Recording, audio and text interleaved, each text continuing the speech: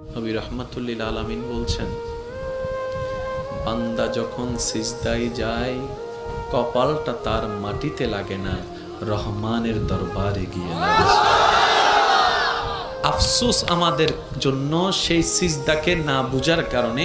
আপনাদের মসজিদেও হয়তো অনেকবার আপনারা লক্ষ্য করেছেন, রুকুতে না হয় সিজদাতে না হয় বৈঠকে ইমাম যদি কোনো রকম একটু দেরি করে, 5-10 সেকেন্ড যদি একটু সালাম ফিরাতে দেরি করে কিংবা উঠতে দেরি করে, পিছন থেকে একটা কাশি নামক মিসকল চলে আসে।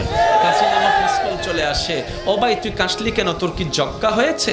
বলে যে না, ঠান্ডা লেগেছে। না তো কাশলি কেন?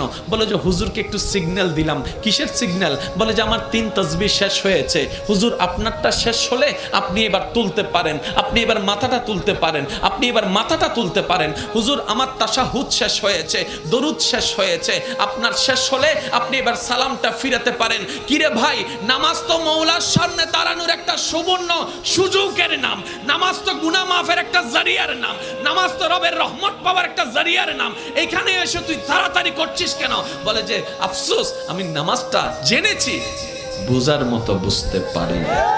জেনেছে তারা শুধু সপ্তাহে